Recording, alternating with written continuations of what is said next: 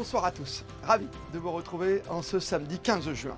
Toute l'actualité près de chez vous, reportages, interviews, portraits, votre météo à venir, en ce grand week-end de fête sur le Rocher, à l'occasion des 5e rencontres des sites historiques Grimaldi, une plongée dans notre passé, un saut dans le temps, l'espace de 48 heures où plusieurs communes italiennes et françaises se sont réunies afin de perpétuer la tradition et la grande histoire des fiefs monégasques. Échanges, spectacles, distinctions, nous serons dans un instant sur la place du Palais en compagnie du maire d'une de ces communes invitées, Barthenay dans la Drôme. C'est Denis Deroux qui nous rejoindra. Monaco à travers les siècles, Monaco dans l'histoire, à l'image du basket et ce deuxième titre consécutif de champion de France, remporté à Paris et célébré hier soir par les fidèles supporters de la Roca Team à domicile. Autre célébration hier, celle du 30e anniversaire du centre de loisirs Prince Albert II. Et puis, l'ouverture du festival de télévision hier soir sur le traditionnel tapis bleu du Grimaldi Forum, l'occasion d'approcher les stars du petit écran, et notamment l'une des légendes du 7e art, Morgan Freeman, ou encore les vedettes de la série américaine NCIS, ou bien celle du mythique feuilleton La Petite Maison dans la Prairie. Comme tous les samedis, votre chronique US avec ce soir une visite guidée de New York, rien que pour vous. Vous qui, comme beaucoup, ont déjà peut-être préparé comme il se doit la fête des pères. On verra ce que vous avez prévu d'offrir ce dimanche et il y en aura visiblement pour tous les goûts. C'est l'événement du week-end. La Principauté accueille la rencontre des sites historiques Grimaldi pour la 5e année. Et la place du Palais s'est transformée en village d'artisans d'un autre temps pour l'occasion. Retour en images justement sur cette première matinée de festivités. Avec vous Théo Schumert et Camille Caloni, vous êtes sur place. Une journée placée sous le signe de l'amitié, celle entre les peuples. Pour la 5e année, les rencontres des sites historiques Grimaldi de Monaco réunissent les acteurs des communes françaises et italiennes ayant tissé un lien avec la dynastie au cours de l'histoire. Une histoire riche qui s'illustre d'abord par les artisans. Plusieurs ont apporté leur spécialité au cœur de ce petit village éphémère aux allures médiévales. Un significato molto importante perché rappresenta una rievocazione storica, quindi una rievocazione del passato guardando sempre con lo sguardo al futuro, quindi partendo da quello che era un tempo il nostro territorio, che era legato a Monaco e alla famiglia di Monaco. Ustensiles de cuisine, bijoux, crêpes ou huile d'olive, ici les meilleures spécialités sont représentées et c'est son Altesse Sérénissime, le Prince Albert II, qui les a inaugurées ce matin. Un moment convivial avec les acteurs des communes qu'il connaît bien. La culture locale, c'est aussi des danses et autres coutumes folkloriques, comme celle-ci, l'une des nombreuses activités proposées lors de cette journée festive. Vous venez d'où? De Breil-sur-Roya.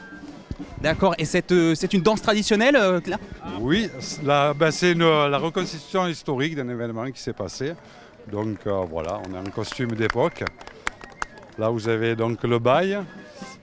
Moi je suis donc un abbat et c'est l'abolition du droit de cuissage du village, parce que le bail est donc chaque fois qu'il y a une jeune mariée, donc elle doit passer la première nuit avec lui. Et donc là c'est la révolte des habitants du village. La matinée a également été marquée par la remise des plaques commémoratives et des pièces symboliques de 2 € remises aux maires des sites historiques invités ce week-end.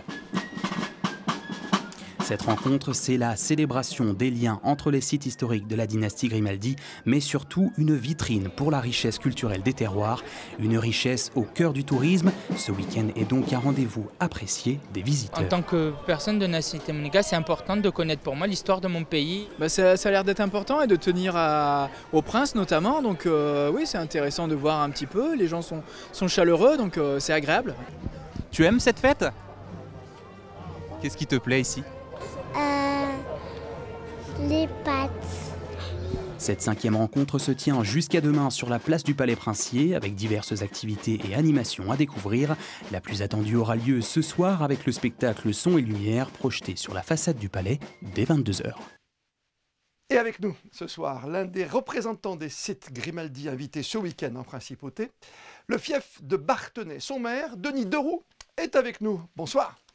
Bonsoir. Petit village, 250 âmes à peu près, par rapport à Valence, Saint-Vallier, comment on se situe? Une trentaine de kilomètres au nord de Valence. Très bien, vrai Dromois. Comment êtes-vous arrivé jusqu'à Monaco? C'est l'histoire qui nous réunit?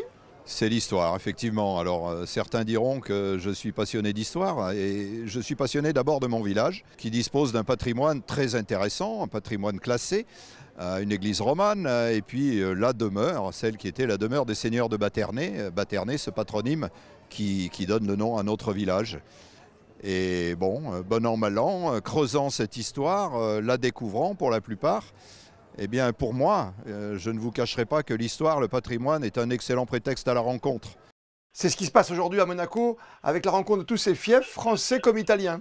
Absolument, qui chacun d'eux a sa propre histoire et ben nous les rassemblons aujourd'hui comme membres d'une belle famille, qui est la famille des sites historiques. Les fiefs Grimaldi, c'est de l'histoire, c'est un passage de témoin aussi à travers le temps, vous l'avez dit, c'est votre passion. Vous en parlez dans vos spectacles même que vous avez écrits, hein? Alors, mes spectacles, c'est vrai que je suis quelque peu comédien, c'est vrai. Mais nous rédigeons et actuellement d'ailleurs, nous répétons, nous sommes à peu près une soixantaine de comédiens à travailler sur le spectacle, sur l'existence même de ce seigneur qui va mourir dans sa 86e année, donc au XVIe siècle. Autant vous dire qu'il a vu passer du monde. Et donc on va retracer son existence, effectivement, dans toute la France. Hein. Il a rayonné en France, mais beaucoup en Italie également.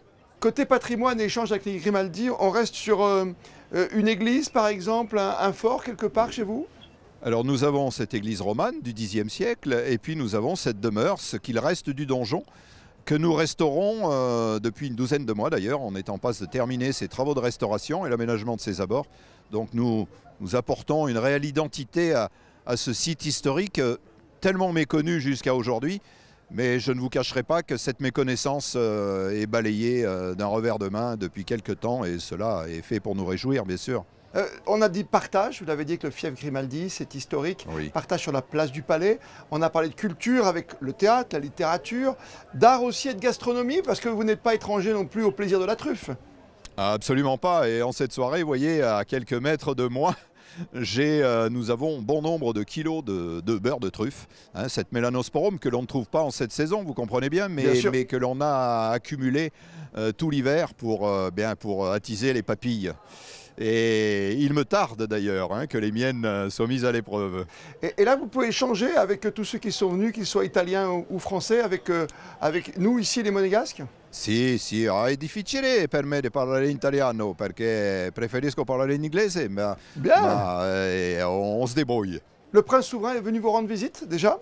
Pas encore. Alors il devait venir cet été et puis son emploi du temps étant très chargé avec une année commémorative et puis une année sportive aussi, hein, localement, une année olympique. Donc, mais ce matin encore, il me promettait et il a fortement envie de nous rendre visite, bien évidemment. Ouais. Il vous a honoré aussi? Vous pouvez nous montrer ce que vous avez à vos côtés?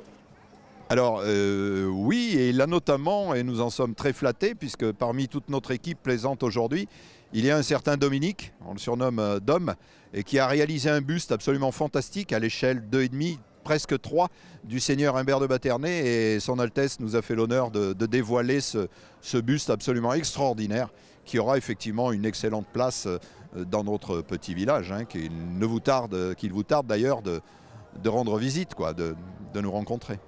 Les Baternois, les Baternoises. Quel est, pour terminer, votre lien intime avec Monaco, si je peux me permettre, c'est-à-dire quelle est la chose qui vous plaît le plus quand vous vous rendez en principauté, quand vous êtes par exemple sur cette place du Palais? Des liens amicaux incontestables. Cette rencontre qui prend une telle tournure aujourd'hui, et je la garde en mémoire, elle émane aussi d'un féru d'histoire, puisqu'il s'agit de Thomas Fouilleron, directeur des archives et de la bibliothèque, hein, historien émérite, et avec qui nos premiers contacts, essentiellement basés, j'allais dire, dans un premier temps sur l'histoire, eh bien, s'est avéré tellement exact et puis à ses yeux tellement fort sur le plan relationnel et familial pour son Altesse. Voilà, ce sont des liens très, très amicaux, très familiaux, puisque ce sont ceux-là d'ailleurs qui nous unissent. Encore une fois, nos regards en disent tellement long. Donc voilà, et encore ce matin et cet après-midi, on peut en témoigner, quoi.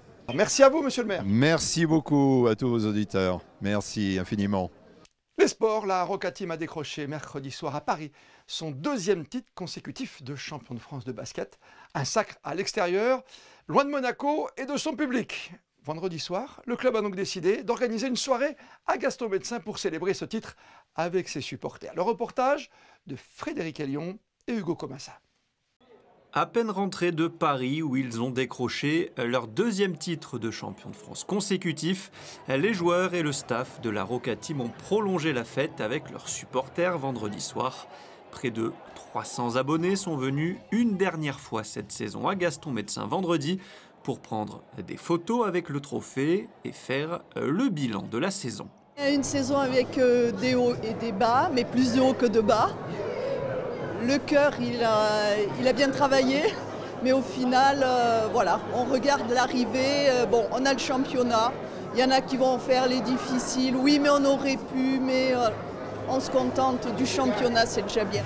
La saison de Roca Team, elle a été exceptionnelle. Seulement, on n'a pas eu la petite cerise sur le gâteau qui était le Final Four.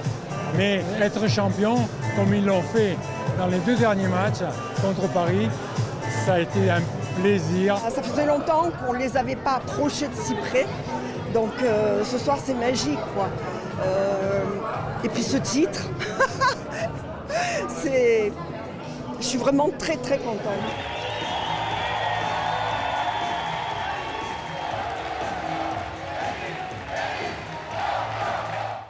Un titre que les fans ont pu partager avec toute la famille de la Roca Team.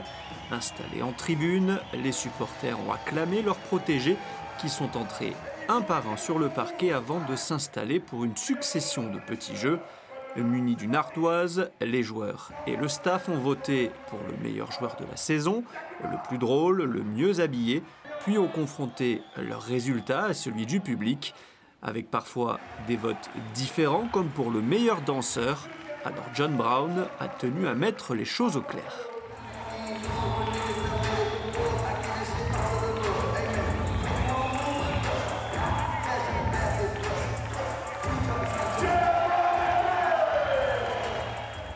Les joueurs ont ensuite répondu à des questions posées par les supporters avant de les rejoindre en tribune pour une session photo et autographe, une belle communion pour clôturer la saison.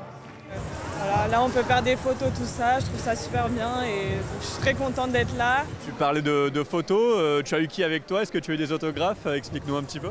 Alors moi j'ai fait une photo avec Peter Corneli, avec Eli Okobo, après bon, je les adore tous. C'était une belle soirée, après ils nous ont donné des surprises et c'était cool d'être avec les joueurs pour cette fin de saison.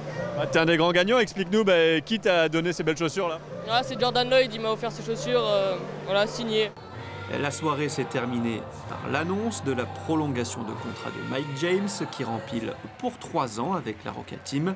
Et pour ne rien rater des exploits du numéro 55, la campagne de réabonnement ouvre le 20 juin.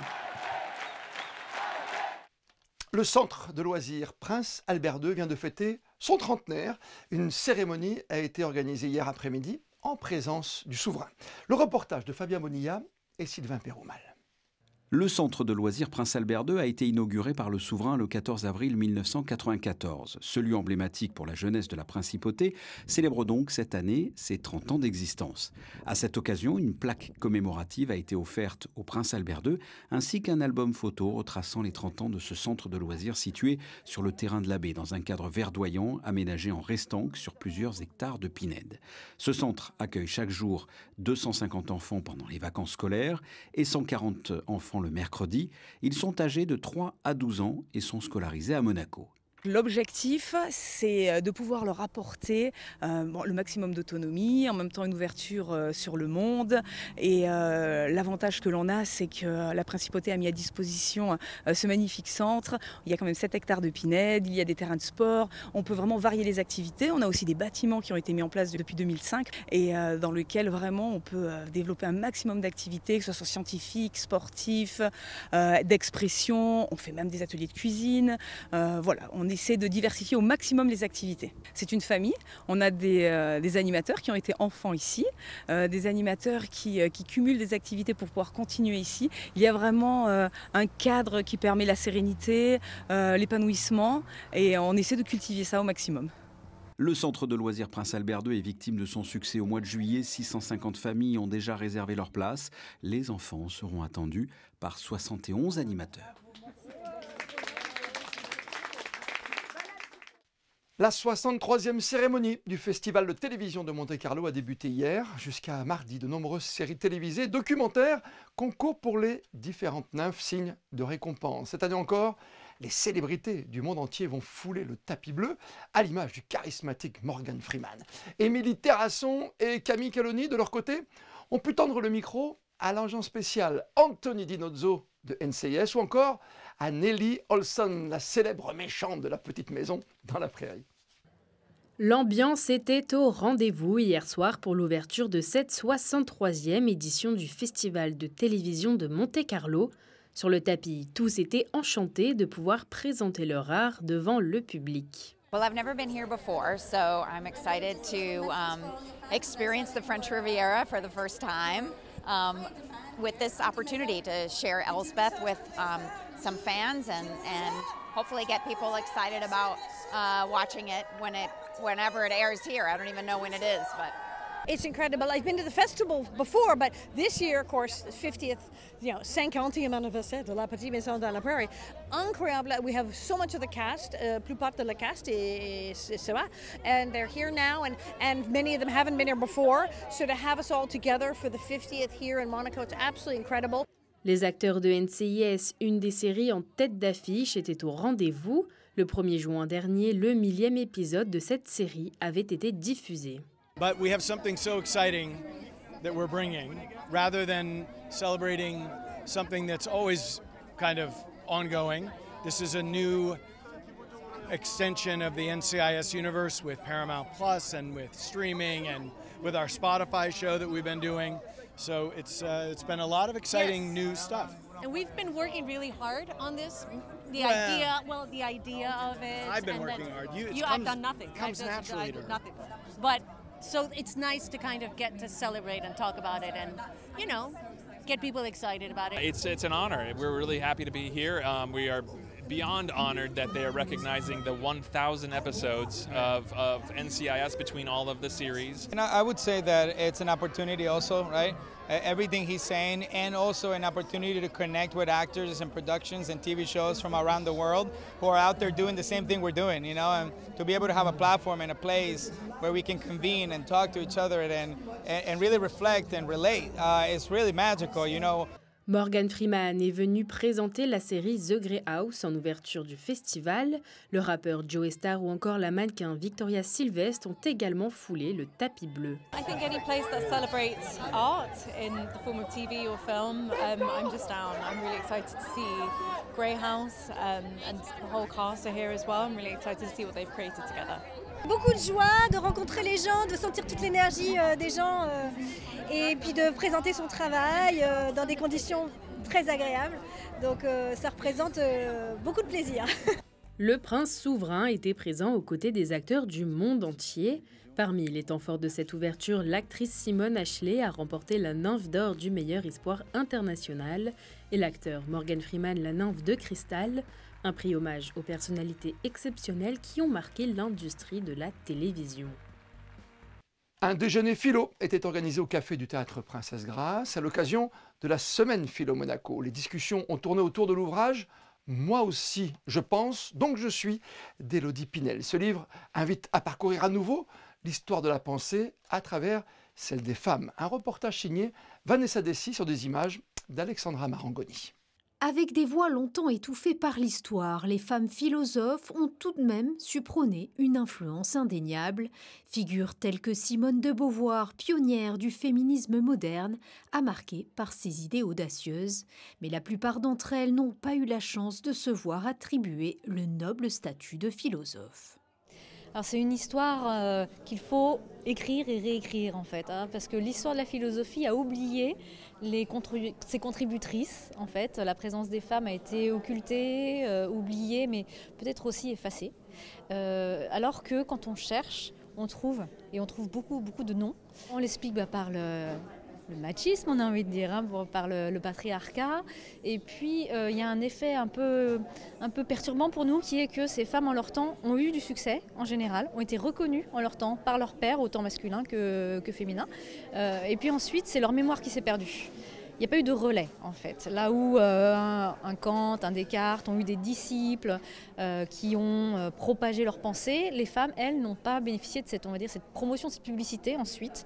Et c'est ce qu'on essaye de compenser aujourd'hui. Et justement, aujourd'hui, leur héritière continue de défier les normes, apportant ainsi des perspectives nouvelles et essentielles.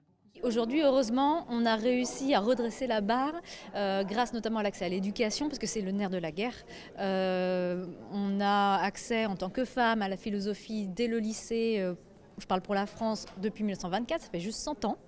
Et on a des docteurs en philosophie depuis aussi le tout début du XXe siècle. Donc il faut quelques générations pour que ça s'amorce, mais aujourd'hui on arrive quand même à une quasi complète parité en termes de chercheurs et de chercheuses.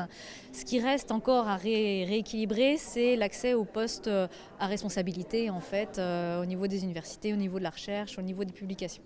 Un déjeuner philo autour du récent ouvrage d'Élodie Pinel, « Moi aussi je pense, donc je suis », préfacé par Charlotte Casiraghi, a été organisé en partenariat avec la médiathèque de Monaco. Alors pour la deuxième année, nous collaborons pour les déjeuners philo. Donc c'est un moment très convivial de présentation de livres philosophiques, donc ça c'est important.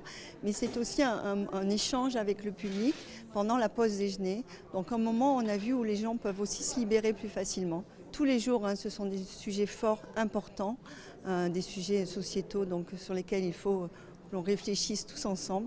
Mais bien évidemment, aujourd'hui, le thème des femmes est vraiment important et il faut qu'on s'y penche tous.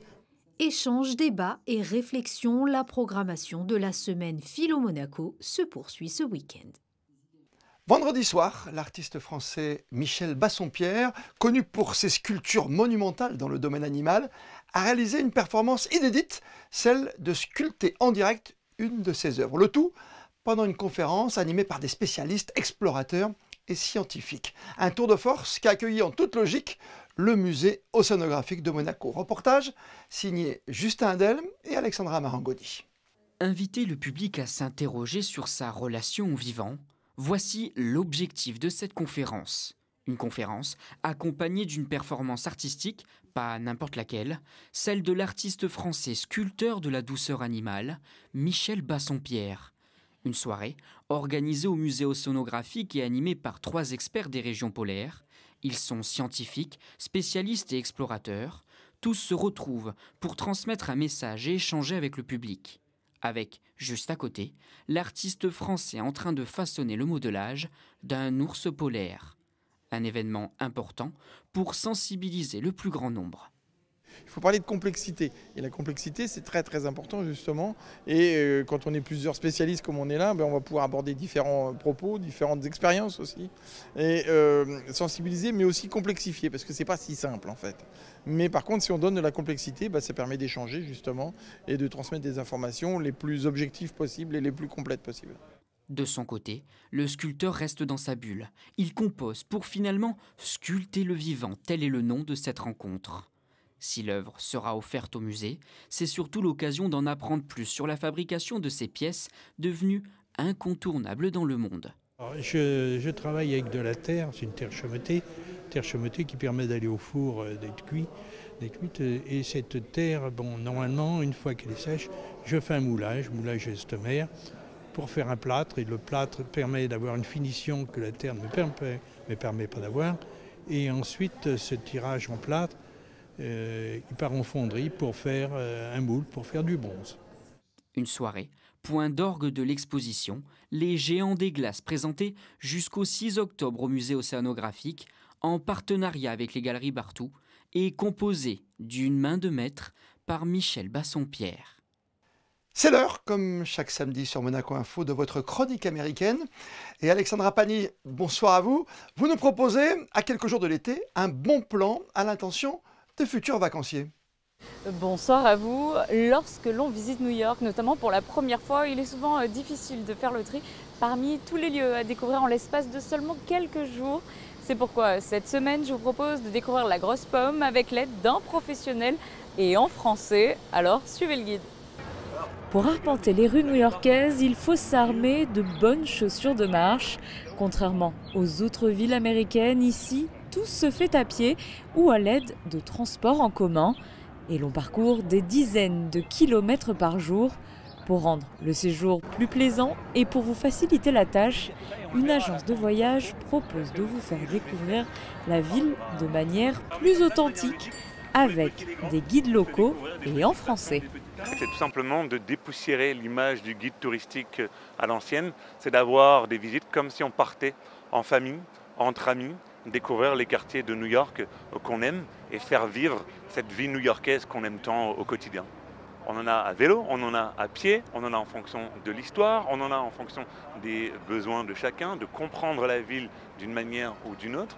Ce jour-là au programme, c'était la côte ouest de Manhattan, du Pier 57 jusqu'à Hudson Yards.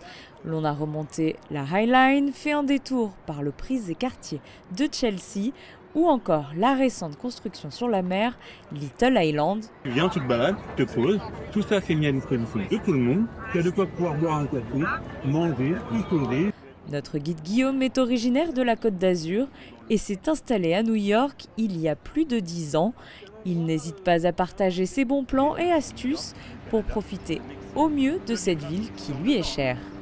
Là, on était sur une visite de la découverte de la nouvelle ville, la ville de demain, les aménagements des pontons sur le Hudson River, la High Line qu'on a totalement réaménagé et les quartiers qu'on a sortis de terre, d'Hudson Yards. On peut avoir des visites à thème autour des super-héros pour les enfants, Gossip Girl en fonction des séries télévisées, Harlem avec ce quartier hyper passionnant. On a plein de thèmes complètement différents et des visites qui s'adaptent à chacun. Après 3h30 de visite, le petit groupe semble conquis. Avec un guide, on peut voir des choses qu'on ne verrait pas forcément nous-mêmes en fait, quand on se promène. Parce qu'hier, on est venu et on n'a pas vu du tout la même chose. C'est le même endroit, mais grâce à Guillaume, on a découvert autre chose. On apprend sur l'histoire de la ville. Donc c'est ça qui est bien, c'est qu'on sait un peu ce qui se passe un peu partout, les histoires du Titanic, les quais. Ah, c'est pas mal, franchement, j'ai trouvé ça intéressant. Il faut compter entre 55 et une centaine d'euros selon les activités pour 12 personnes maximum. Des options pour des sessions privatives sont également disponibles. Compte tenu du succès, le groupe Voyage en français s'est agrandi et propose d'autres villes américaines. Il ne vous reste plus qu'à choisir pour quelle prochaine destination vous allez craquer. Les sports à nouveau avec les championnats d'Europe de natation à Belgrade en Serbie. Après avoir mené une bonne partie de sa course, Lisa Pou, déjà sélectionnée pour les Jeux, a terminé à une très belle 6e place sur le 10 km longue distance. Était également présent un autre représentant monégasque, Théo Druhen, qui lui a terminé 27e sur l'épreuve du 5 km. Les Jeux dans la tête pour tous les amoureux de sport et à un mois de l'ouverture de cet événement planétaire, la Principauté de Monaco s'apprête à accueillir mardi après-midi la flamme olympique. 6 relayeurs auront ainsi l'insigne honneur de la porter à bout de bras entre le Port Hercule et la place du Palais. Un trajet d'1 kilomètre au total pour les champions sélectionnés que vous pourrez suivre en direct sur Monaco Info de 14h15 à 14h45. Et à cette occasion, attention, n'oubliez pas non plus de prendre toutes vos précautions pour vous rendre en Principauté ce mardi. Et pour les habitués du marché de la Condamine, pour information, les maraîchers, les revendeurs situés sur la place, comme les producteurs sous les arcades, stopperont eux leur activité à 11h. Idem pour le service de livraison assuré par la mairie qui ne prendra plus quant à lui de dépôt pour les commandes après 11h précises. Et avant d'accueillir cette flamme olympique mardi, autre moment de symbole et d'importance ce week-end, la fête des pères. Et à cette occasion, un atelier porte-clés était proposé ce samedi matin par la mairie et ce avec l'aide de l'association Les Mains dans le Sac. C'était à l'intérieur du parc Princesse Antoinette. Belle idée de cadeau en tout cas, original, du fait main. Et vous d'ailleurs, quel message comptez-vous envoyer? Quel cadeau offrir au papa? Nous sommes allés à votre rencontre. Bonjour, qu'est-ce que j'ai prévu pour la fête des pères? D'inviter mon papa au restaurant, dans un des restaurants de la rue Caroline à Monaco. Moi j'ai envisagé d'offrir un peignoir à mon père. Pour la fête des pères, j'ai prévu de passer un petit moment avec mes enfants, en famille, et puis du bon fromage, bien sûr. Un petit restaurant avec mon fils et son père. Oh, il va être content. Voilà. Nous, ça va être un week-end tranquille et machine à glace à l'italienne. Voilà, ça sera le cadeau de papa cette année. Bonne fête, papa. Bonne fête, papa. La météo de ces prochaines heures, c'est avec vous, Théo Schumer. Bonsoir Christophe, bonsoir à tous. Après une petite période d'instabilité, les conditions météo vont de nouveau se stabiliser en principauté ces prochains jours. Dès demain matin, vous retrouverez un ciel plutôt dégagé. On pourra avoir quelques passages nuageux, mais rien de bien méchant. Et l'après-midi, on aura de belles éclaircies. Côté température, il fera doux en matinée, 17 degrés en moyenne, avant une belle hausse l'après-midi, 24 degrés à l'ombre.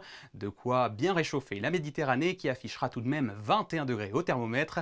Demain, nous souhaiterons une bonne fête aux Jean-François. Et comme le veut la tradition, on termine ce journal par les instantanés du jour, avec le retour des champions dans leur salle. La Roca Team fêtée comme il se doit par ses supporters, au cœur de la salle Gaston Médecin. Les photos sont signées Stéphane Dana. On se retrouve demain, 18h30 pour votre journal du dimanche. D'ici là, belle et bonne soirée sur Monaco Info.